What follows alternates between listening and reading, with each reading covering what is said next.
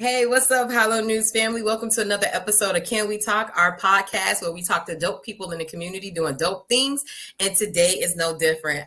I'm so excited. I'm low key fangirling to have my next guest on.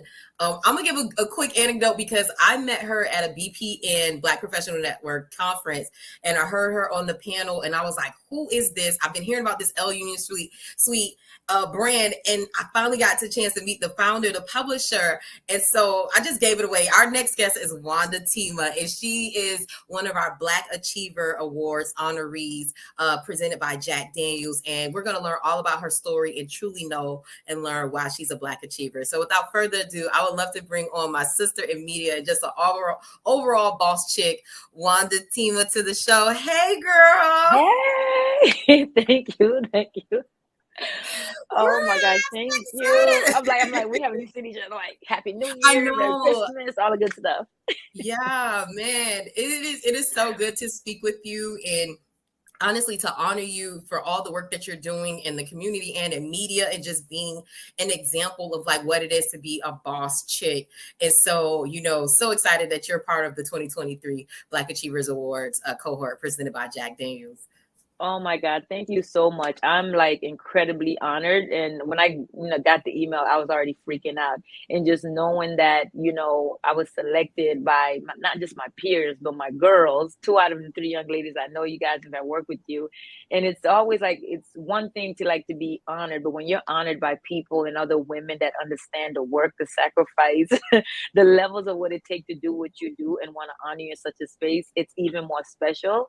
So thank you so much for considering me, selecting me to be part of the Black Achievers. I've looked up everybody else. I know 2 people on there and I'm like, oh my God, this is amazing. So thank you. Oh no, you're so welcome, and it's ironic. A lot of the people who are in this first batch, like some people know each other and have done work with each other. So I feel like that's really cool, and that just goes to speak to the fact that you guys are like killing it and deserve this award. Yeah, no, I think it is amazing what you guys are doing. I cannot wait. I cannot wait to attend, and any opportunity to be in a space, like I said, with other boss chicks, I'm there. So thank you again. Yes. Look, I want to jump. No, you're welcome. I want to jump right in so people know who you are and how you got started. So let's start with your upbringing. Tell me about where you're from and how you were raised and how that it contributed to you being a boss chick. Oh my gosh. So I hail from the beautiful Cape Haitian, Haiti. And from there, I was in Turks and Caicos, Provo, Grand Turk, for the people that know anything about TCI. And from Turks and Caicos, I moved to South Florida very young with my family. Fort Lauderdale, Dillard High School, William Dandy Middle. And a lot of people don't even know that. They think I'm from Miami. And I'm like, no. Me too. I thought you were from North Miami all this time. Everybody thinks I'm either from Miami or New York. And I'm like, no, I'm from Fort Lauderdale, Dillard High School graduate. I am the oldest of 4. So if you know anything about being the oldest in a Caribbean home and a Haitian home, I've been and have always been the everything. It was my responsibility to make sure I did what I was supposed to do, get good grades, be a good student, because I had to set an example for my siblings. So I was one of those kids that was like straight A's, for school to make sure it was good. But then after school, I was outside, tomboy with the boys playing basketball, jumping the gates and doing all the other stuff. The Caribbean mom and dad just didn't, they didn't know that. But I was... But I grew up, my mom and my family, Haitians know this. It's all about l'école, l'église, la caille. That was really my upbringing. Went to church, went to school, and was home. Very strict, follow the rules, weren't allowed to just do things you weren't supposed to do. Because again, first generation immigrant here in the US, it was my responsibility to make sure I do exactly what my parents set out for me to do and go to school and good grades, go to college and become an attorney. So my mom already knew, like, that's what she wanted for me. And she put me in all of these pre-law classes and stuff growing up, and I was going to be an attorney, and I was so excited. I just knew that's what I was going to do. And then I graduated, and I had an opportunity to go to a bunch of different universities, and I picked Bethune-Cookman College at the time because a lot of my friends was going there. I didn't even understand what HBCU was. I was going I to just say knew a you lot of went my to friends HBCU. Yeah. went to HBCU. Didn't even know what that meant at the time. I just know, like, they said it was, predominantly Black, and a lot of other Black students was going to be there, and a lot of my friends was going, and I wanted to be with them. So I was like, okay. And again, so what a lot of people don't know about me, I went to college at 16. So Oh, I'm wow. so I graduated at 16. I'm the first one to go to college out of my family. To be completely honest with you, I did not really always understand what that was and what I was doing, and neither did my parents. So even when it came to like selecting the universities and scholarships and all of that stuff, it was really my responsibility to understand what was happening. And I kind of guided, myself in that way. And I didn't always honestly know what I was doing. I didn't understand the importance of what school you picked and why, and what that means. Like, I had all these acceptance letters, and my friend said Bethune. A lot of y'all are going to Bethune. I'm going there too. Because that's the And best way my to mom, pick a college. right, like, like I look back now and I'm like, wow, like when you think about the things that your family, especially as the first, when you have like immigrant, parents that don't know, and it's a lot of your responsibility. You literally are setting the course of what happens in your life next, and you don't always really know what you're doing. So, what, luckily for me, I feel like I made, great decision. I loved Cookman, and when I got there, I was supposed to do pre-law. Realized first year that's not what I wanted to do. Um, and one of my, dorm mates was a mass comm major. I had never heard of that before. I didn't know what that meant. And Really? and I kind of shadowed her every chance I got. And I was at the radio station, the TV station, and I'm like, what is this? Wait, I can go to school to do this. I can be what? And I went and I called my mom. I said, I think I found out what I really want to do. She said, how much does that pay? I don't know. And she said, well, if you don't know, that means you need to keep being an attorney, and that's what you're going to do. No, that's not for me. Change my major, forge her Really? signature on all my paperwork. Because you were Family still a found out minor, I was still a right? minor. Yeah. Like, I literally couldn't even leave the dorms without my parents' knowledge. On the weekends, if I wanted to leave, they had to literally call home and okay that I could leave campus because I was still a minor for the first That's 3 crazy. Now, years. that's wild because you said you're 16. So I'm thinking about all the stuff that happens at colleges, from going places, parties, even just like you said, changing your major. Like, that's crazy that you had to kind of go through that whole process. Yep. Forge Rose signature. And my whole family found out I was a mass comm major at graduation.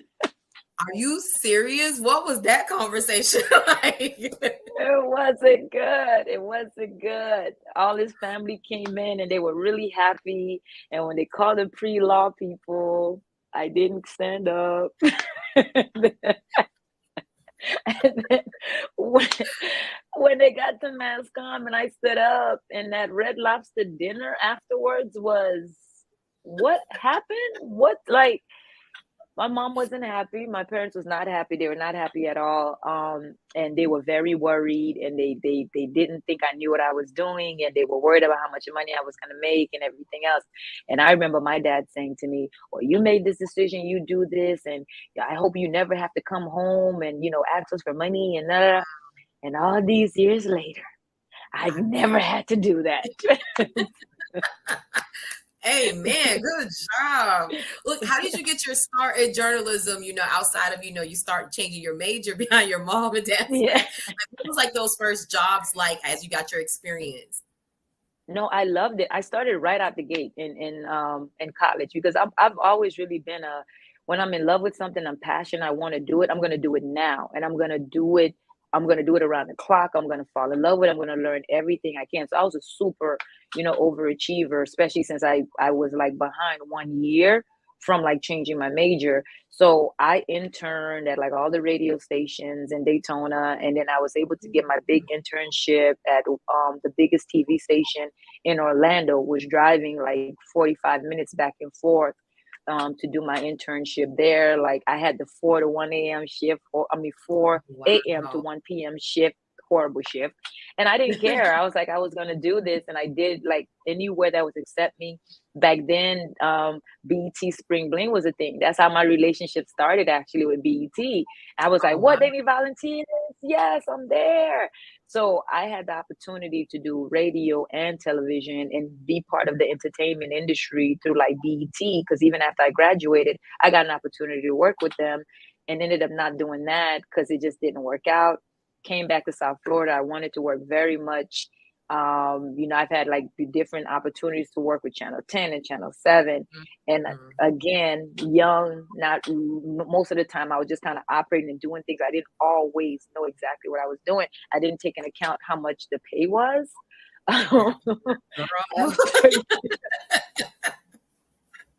Girl, and I saw what BET was offering me to move to New York. I was like, oh no. You would have been in the subway, girl. No, I would have had to literally live on a bridge somewhere. So I was like, oh my God, like, 21 years old. I'm like, oh my, I can't, like, to go to New York for the first time. And so then I kept on trying to find a place to where I can make enough to take care of myself. Because remember, I couldn't go home because the lawyer job would have been the right way to go. So I came back home and I like kind of did little stuff at the TV stations, and instead I got a marketing job. I didn't even go straight into journalism. I got a marketing job, and it was one of the biggest marketing firms at the time in South Florida. But they worked out of Vegas. So I had it to where I was very young, right out of college. I was doing 3 months in South Florida, 3 months in Vegas, and after 3 months of being there, I moved up in that like really quick, and I was like a manager in 3 months. And so that became, I was like, oh, well, you know what, maybe the journalism stuff just didn't work and it wasn't going to work. So then I was more in marketing and advertising. And I did that so amazingly for this company. And I was one of the youngest people, the only Black person working there. And that was the direction I went there. So I started journalism, went into marketing, advertising, and learned so much just working with a corporate company then.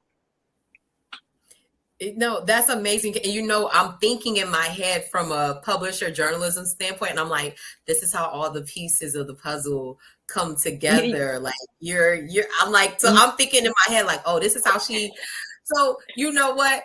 I want to know, where did El Union Street? Sorry, I'm Haitian. They're gonna kill you. But I'm American, so say it for me. They're gonna kill you. That's what I said. Let's learn how to say, because they're gonna kill you. It's Lignon. I kept saying El Union for the longest, so it's Lignon. A lot of people do, and I'm like, well, I don't bother y'all too much until Haitians have to hear it. Then I'm like, you want to say it right? Get me together. Say it again. It's Lignon Sweet. Lignon Sweet. Lignon Sweet. I would never say it wrong again. I can promise you. And I'm sorry, because we don't have conversations. I just must have never said it to you then, because I feel like you definitely would have gotten me together. I've heard people say it in so many ways that many times I correct and I don't. Even Haitians say that. Some Haitians say El Union, some say like they say it all these different ways. And I say, you know what? I'm not going to fault y'all, because even when I chose the name, I had to learn it myself. So I don't fault them too much. So Lignon is part of our motto. It's Lignon fait la force in Haiti. So when I first started Lignon Sweet, when I first started learning about Haiti, one of the first words I would see all the time is that, right? So I was like, I love the word, because what it pretty much means is unity, because our motto is unity makes strength. It's kind of how it would read in English. So I love the concept of unity and unite and collecting, coming together, because that's what our country pretty much is, founded on, like coming together. So that was always a word I fell in love with when I was starting my company. I wanted that word incorporated in there somewhere. And then the word sweet, like when we were just playing with something, like what else makes sense? And I was telling my sister, I need a word that kind of talks about unity and coming together. And the sweet made sense, because in my mind, we wanted to create a space to where we would collectively come together and build the bridge between Haitians in Haiti and Haitians globally, and even create that and everywhere we go. I wanted to be the connecting piece to bring people together in a space for us to network, work, champion each other, cheerlead each other on. And the two words together just made sense. I never thought people would get it and like it the way they did. I always said, I'm going to change it one day. I said, if this blow up, I'll change it later. Right, but by the time it blew up, everybody was like, "No, are you crazy?" It had to leave it as is. So L'Union Suite. That's it. Let me tell you how to remember. This is what I tell Americans. Okay. I'm like, this is how you remember. Just remember, lean on sweet, L'Union Suite. Oh, L'Union Suite. L'Union Suite. If you get L'Union. stuck, just remember, lean on, L'Union Suite. L'Union. Okay. I'm gonna write that down phonetically because I want to make sure. And first of all, it sounds more beautiful than L Union anyway. So L'Union Yes, Suite sounds way better. yes, Like, yeah. please, my Haitian family, don't get me. Look, my daddy's side, we didn't grow up with them, so I don't know all my Haitian blood like I need to. But you know what? You see it in my cheekbones. You know I'm a Haitian in there. So They're gonna great. they're gonna appreciate you for trying to get it right. So you're okay. At least you're trying to get it right. Of course. But so as we go into it, how did that come, to be, and how did it grow to be this amazing mega, media company now today? Like, take us on that journey.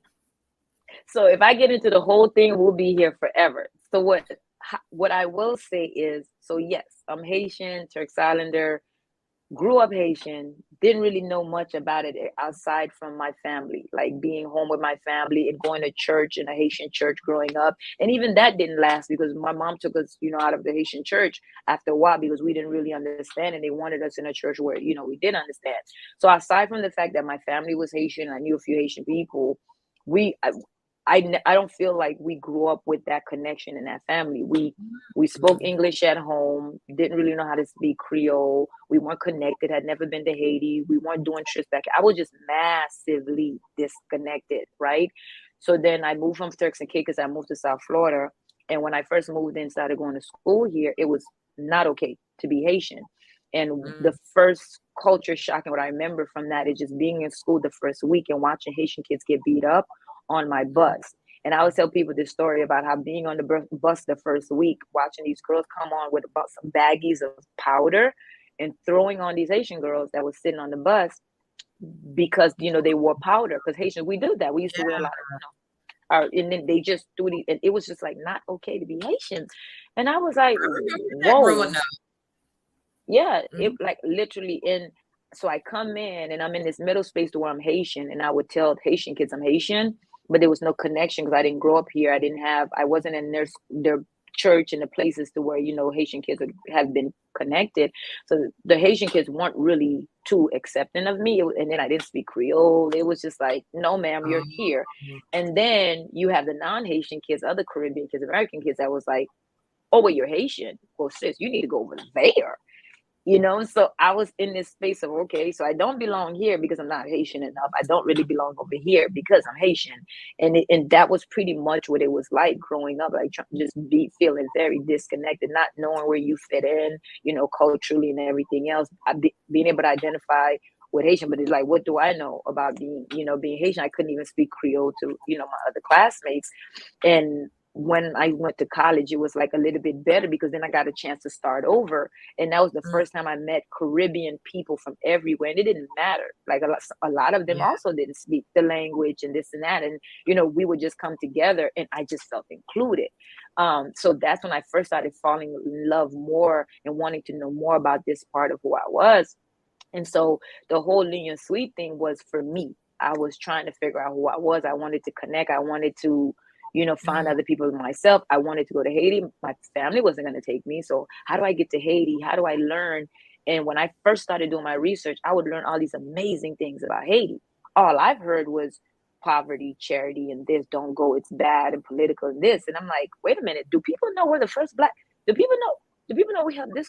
The history was so powerful.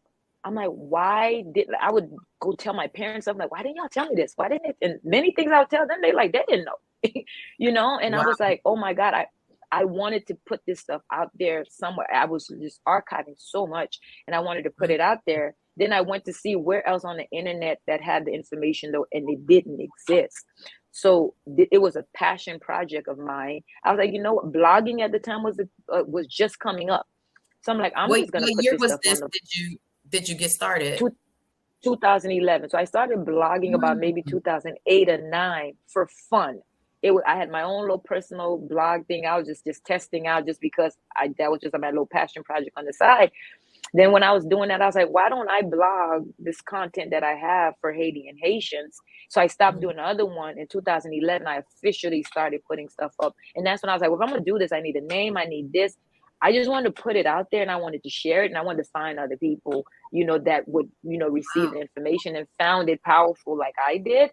I had no idea it would have ever been anything that it was. Like within a few months of having the blog, it was like the views were crazy. And then I would put things up sharing how much this was still a learning experiment for me. And I would tell people, if you've ever been to Haiti, or if you had old vintage Haitian photos and stuff you wanted me to share, here's how it was flooding in. It got to the point to where when I first started, I would look for content to put up. It got to I didn't have to look for content. People were flooding content my way. And when I saw how many eyes was on it, then it was like, oh shoot, if I'm gonna do this, I can't just throw it up. It can't be sloppy. It can't be this, because this don't exist right now. There's no other platform or space or anywhere on the internet at the time that was doing it. Not even for there was nobody else branding a group, a country, a group of people in a culture. That did not exist. I didn't have like, let me check out this Mexico version or this. It didn't exist.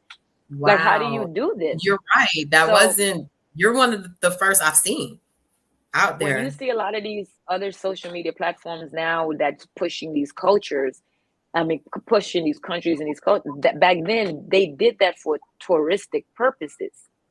It wasn't like, here's who we are, here's what we do, here's the leaders in our community, here's what you should know about us. That didn't exist then.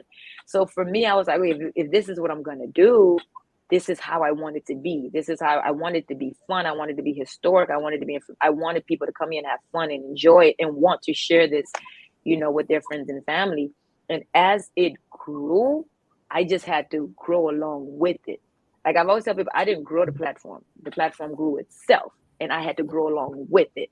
The bigger it got, the smarter I had to get, the more creative I had to get, the more innovative I had to get, the more I had to learn more. I had to fast track my education on Haiti. I had to fast track how I share content.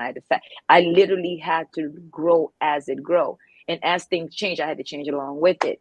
And after a while, it was like, what else can I do? What else can I provide? And like the people in the audience kind of stared me. We need more of this. We need more of that. Do you know where we should stay if we go to Haiti? Do you know the top places to go? I'm going to Haiti for the first time. You know what? That's a good idea. Nobody has that. I'll go to Haiti. I'll go get it. I'll share it with you guys. Now it's time to go to Haiti. Here's the top 10 places you should go. Here's the top places you should eat. Hey, Best Western, I'm coming to Haiti for the first time. I realize your marketing is not targeting young professionals. What can we do about that? This is what I do. Oh, great. Partner with these hotels, partner with the Ministry of Tourism, partnered with different people. And it just, everything I've ever done it was always that this don't exist. No one's doing this. I'll find a way. And it just kept growing and growing and growing. I love it. And, just for those people who don't know, like where you guys are, like, as far as you're following, because I follow you, like, tell them how big you are now and like the reach that you have now.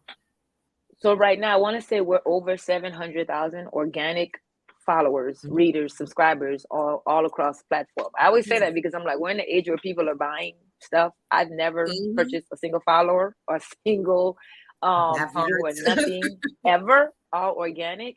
And our reach right now is between 5 to 10 million. Yeah, sometimes we skate over. Back in the day, before social media changed your algorithms and Facebook was not trying to like make you buy ads and spend all this money, where they left it to where it was just organic, we were hitting like 20, 30 million a week.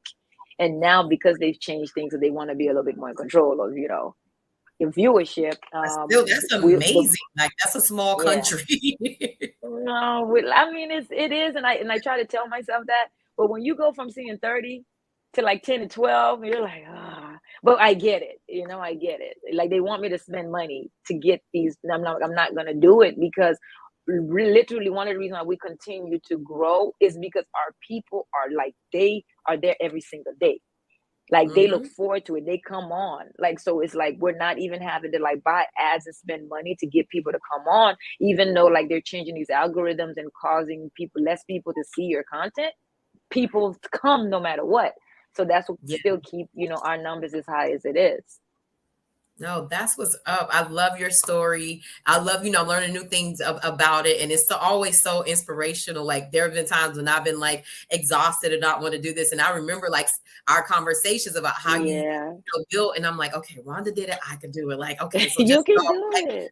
yeah, no, it was like, it's so motivational. And I hope that people out there, especially, young women that look like us who want to get into media and journalism, are hearing your story and how you worked hard and how you built your brand and like those different experiences and jobs that you had that gave you that acumen to be able to build this powerhouse company. Tell us what's next for Lignon Suite. Did I get that right? Yes, you see that? Yes. My goal, like I'm so proud. Like when I get these awards, it always is normally like it's like that pin that kind of put that pause in me for a minute for me to stop for a second and look back. I'm on year 11, and as a business, this is year 4 or 5 as a full digital media firm. But year 11 since I started this baby passion project that's turned into this global brand. And I tell people all the time, like many times it take these type of moments for me to stop for a second and kind of reflect on how much I've done. Because I want so much, and the company is not where I want it to be for me yet. While, a lot of people are like, this is great. I just want so much more that I move so fast that I don't even reflect on how much, we have done. And the biggest thing for me right now is my ultimate goal. And I used to not say it in public because I'm like, I wanted to work on it behind the scenes, and I'm learning like, no, I need to start being more loud about what this is I want, because maybe someone will hear it and they'll want to help out and they'll reach out, and I don't have to do all this work just trying to outsource and hope, and find people that want to support me. I want to build a studio space. That's the ultimate space or production space for Lignon Suite. I want a 2-3 story building, for Lignon Suite to crew where we are able to create our content and do what we've been able to do and do production and do shows and podcasts and create the content that we've already been creating, but also creating a space to where we are able to educate and be there for other content creators and people, that want to do what I've done and want to grow along with us. Because a lot of the stuff that I've done, I've also now learned some of this stuff for me has also been more just like I'm blessed with some of these talents. Some of it is work and some of it is just a blessing. There are things that I'm able to come up with and do many times. I don't even know how. And I was like, you know what? This, like, God definitely chose me to be a vessel for this. And because the type of business, outside of the other things that I do, for what Lignon Suite represent, right? You're literally a face for a whole country, group of people, culture, who we are, what we do, what we look like, how we work, what the way we speak, the way like people are looking at us, and that's a massive responsibility.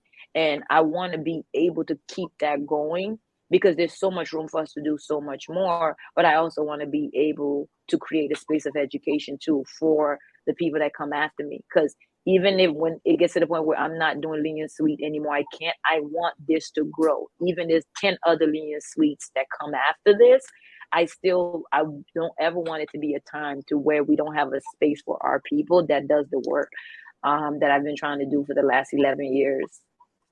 I love it. And, manifesting from your mouth to God's ears, I can't wait to see that come to pass. I'm like, not even like if it's going to happen, because first of all, the way you work, I'm already know like it's gonna happen. It gotta happen. It gotta happen.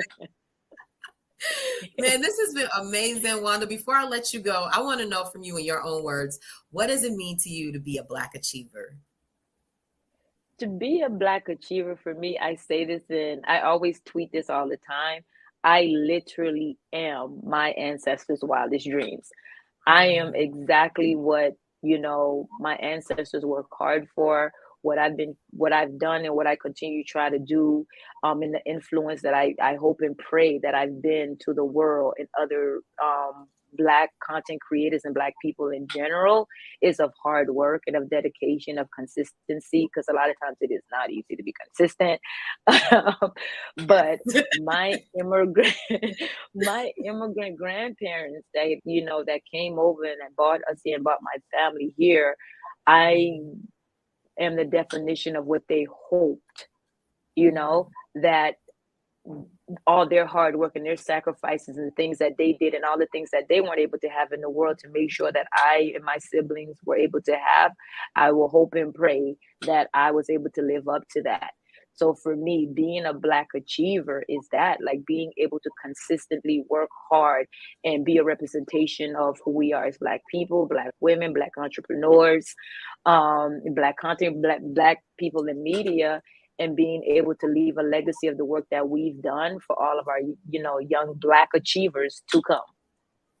I love it. Love it. This has been amazing. I hope that you'll come back and share more gems and drop more gems. Can you let people know, if they're not already following you, if they're under a rock and they don't know about Lignon Suite, did I get that right? I'm getting it. Yeah. Let them know how they can connect with you and connect with Lignon Suite, as they can follow all the amazing content and news that you guys push out. Yes, so it's Lignon Suite, LUNIONSUITE. Literally, if you put that in Google, you will find all of our digital media spaces. We're on Instagram, we're on Twitter. On Facebook is the only place we're different. On Facebook, it's The Haitian American. We have a Lignon Suite space, but The Haitian American is where we are on Facebook.